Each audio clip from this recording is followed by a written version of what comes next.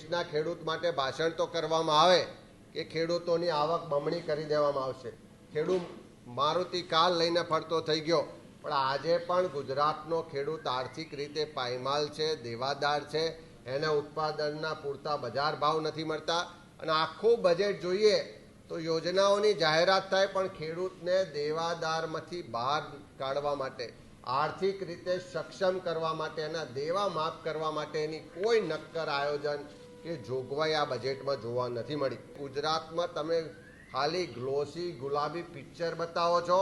વાસ્તવિકતા એવી છે કે લોકોને 2 ટંકનું ભોજન માટે પણ સરકારી અનાજ પર નિર્ભર રહેવું પડે છે. આ બજેટમાં પણ ગત વર્ષની જેમ ખાલી અલગ અલગ યોજનાઓના નામોના નામે મોટી જાહેરાતો છે. કોઈ નક્કર આયોજન મોંઘવારી ઘટાડવા માટે, રોજગારી આપવા માટે, ખેડૂતોને આર્થિક રીતે પગભર કરવા માટે કે ગરીબી રેખા નીચે જીવતા લોકોને ગરીબી રેખામાંથી ઉપર લાવવા માટેનું કોઈ આયોજન આમાં જોવા મળતું નથી. ફક્ત યોજનાઓ અને એના નામની જાહેરાતો છે. ગત વર્ષની જે યોજનાઓ હતી એમાં થોડા ઘણી રકમ વધારી અને અમે વધારો કર્યો છે એવું બતાવવા માંગે છે, પણ કોઈ નવી યોજનાઓ, કોઈ નક્કર આયોજન આમાં જોવા